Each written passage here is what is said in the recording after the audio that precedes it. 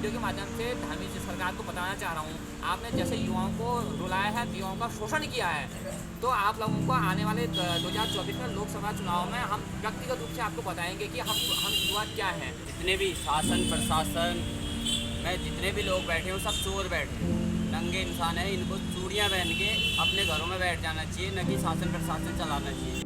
नमस्कार साथियों, मैं शंकर भंडारी। साथियों, मैं आज बात करने वाला हूं उत्तराखंड की एक मान्यता प्राप्त यूनिवर्सिटी की, जिस पर आरोप है कि उसने अपने छात्रों को फर्जी डिग्री दी है। साथियों, दरअसल पिछले 2 साल से कुछ युवा सड़कों पर उतरकर आंदोलन कर रहे हैं। वो आवाज उठा रहे हैं कि उनके साथ फ्रॉड हुआ है। हमने इस फ्रॉड को जानने की कोशिश की तो पता लगा कि यह फ्रॉड उत्तराखंड ओपन यूनिवर्सिटी और अशोक लेलैंड कंपनी से जुड़ा हुआ है।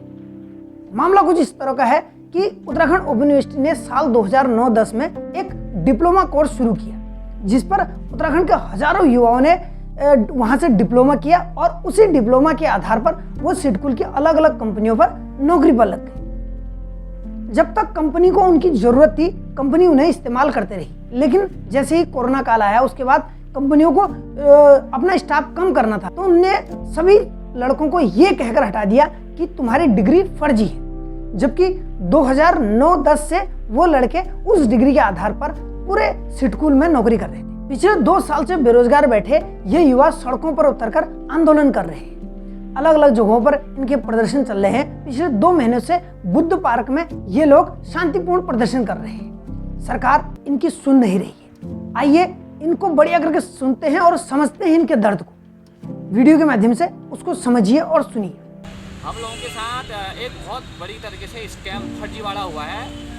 जो फर्जीवाड़ा किया गया उत्तराखंड मुक्त विश्वविद्यालय के भूतपूर्व कुलपति वीसी विनय कुमार पाटिल जी द्वारा विश्वविद्यालय स्तर से कोर्स चलाए गए, सर्टिफिकेट कोर्स, डिप्लोमा कोर्स चलाए गए, और उनको ना तो मैं यूजीसी से मान्यता दी और ना इसमें कोई ट्रेड दर्शाया गया। अब उस कोर्स को चलाने के लिए उन्होंने अपने एक सहयोगी सत्तान स्मार्ट के अमरावती कॉलोनी फेज 2 को नियुक्त किया। उसके बाद उन्होंने अपनी सहयोगी कंपनियाँ जैसे अशोक लेलैंड है, टाटा मोटर्स है, मारुति सुजुकी, सबके साथ उन्होंने गोपनीय तरीके से एक MOU किया और अब जो छात्र छात्राओं से छुपा के रखा। उसके बाद स्मार्ट स्किल्स ने बच्चों को वहाँ पर स्थायी जॉब का आश्वासन दिया और उन्होंने कंपनियों को एक बच्चों को ट्रेनिंग के नाम पर न देते हुए उन्होंने कंपनी में बच्चों को भेज दिया वहाँ पर। उसके बाद उस कंपनियों ने बच्चों के साथ बदसलूकी की। कोई भी किसी प्रकार की ना कोई ट्रेनिंग दी, ना तो कुछ सिखाया, ना कोई ट्रेनिंग दी। उसके बाद जैसे कोर्स पूरा होता है, उसके बाद वो कंपनी बोलती है कि आपका डिप्लोमा फर्जी है। तो हमने कहा, तो उसके बाद इन्होंने बोला कि आपके MOU पर जॉब नहीं है और आप लोग यहाँ से जा सकते हैं। उसके हमने कहा कि जो हम लोगों का MOU होता है क्या है। बोला कि हम लोगों के और विश्वविद्यालय के बीच में ही MOU हुआ था 2010-2011 में। तो हमने कहा इसकी प्रतिलिपि हमको कहाँ से मिलेगी। उसके बाद उन्होंने बोला आप विश्वविद्यालय जाओ, वहाँ से आपको इसकी प्रतिलिपि मिलेगी। विश्वविद्यालय के पास भी गए हम कि हमको हमारा MOU दे दो। बोला आप लोगों का हम आपका MOU नहीं दे सकते, आप RTI लगाओ। RTI के बाद हमने हमको RTI से हमको MOU मिला, सारे डॉक्यूमेंट हमको RTI से मिले।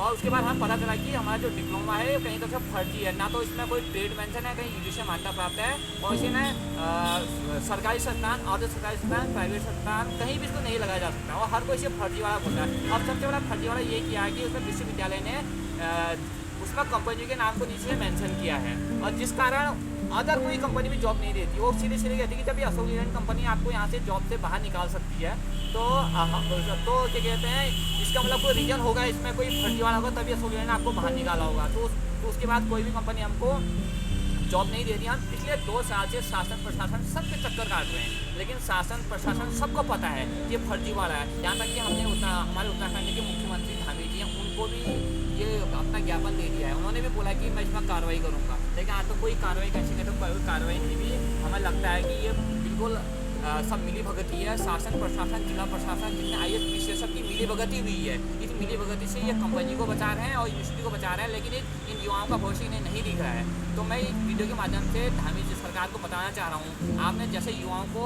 रुलाया है, युवाओं का शोषण किया है, तो आप लोगों को आने वाले 2024 में लोकसभा चुनाव में हम व्यक्तिगत रूप से आपको बताएंगे कि हम युवा क्या हैं। हम पहले युवा शांत बैठते हैं, जब युवा आक्रोशित होता है तो आपको इसका अंदाजा भी नहीं होगा कि युवा क्या करेगा। तो साथियों, आपने देखा कि किस तरह से छात्र, कुलपति और विश्वविद्यालय पर आरोप लगा रहे हैं, और यहाँ तक आरोप लगा रहे हैं कि कंपनियां उनके साथ बदसलूकी करती रही और उनको परेशान करती रही, एक बधुआ मजदूर की तरह उनसे काम करवाती रही। जैसे ही कंपनी को उनकी ज़रूरत नहीं थी तो उन्हें यह कहकर निकाल दिया कि तुम्हारी डिग्री फर्जी है। अब इन युवाओं ने अगर कॉलेज से वो डिप्लोमा कोर्स किया हुआ है और कॉलेज ने उन्हें जो डिग्री दी हुई है या डिप्लोमा उन्हें दिया हुआ है वो अगर फर्जी है तो इसमें गलती किसकी है? आखिर सरकार इस ओर ध्यान क्यों नहीं दे रही है? क्यों इन युवाओं को कोई पूछने वाला नहीं है? क्यों इन युवाओं के साथ कोई खड़ा नहीं होना चाहता? युवा प्रदेश के युवा मुख्यमंत्री कब इस बात को सुनेंगे? उनके कानों तक ये बात कब तक जाएगी? शासन प्रशासन में जितने भी लोग बैठे हैं सब चोर बैठे हैं, नंगे इंसान है। इनको चूड़ियाँ पहन के अपने घरों में बैठ जाना चाहिए, न कि शासन प्रशासन चलाना चाहिए। जब इनको देश के बेरोजगार युवाओं का दुख नहीं देखा जा रहा है तो इनको शासन प्रशासन में कोई पद देने से कोई मतलब नहीं है। चाहे वो पुष्कर धामी जी हो, चाहे हमारे वो शासन प्रशासन के हो, चाहे एडीएम हो या डीएम हो, कोई भी हो, इनको मतलब हम अपने दिल से इनको मतलब कुछ नहीं कहना चाहिए। इनके लिए हमारे दिल में कोई इज्जत नहीं है, क्योंकि हम 2 साल से बेरोजगार बैठे हैं और शायद 48 या 49 दिन हमें बुद्ध पार्क में बैठे हो गए।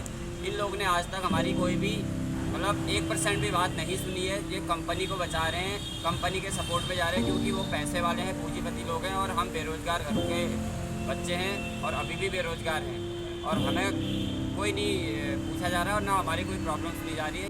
क्या इस युवा प्रदेश में युवा मुख्यमंत्री को युवाओं का दर्द नहीं दिख रहा है, या वो देखना नहीं चाहते, या पार्टी का जो चोला वो ओढ़े हुए हैं उसे बचाने के चक्कर में वो युवाओं की बलि दे रहे हैं?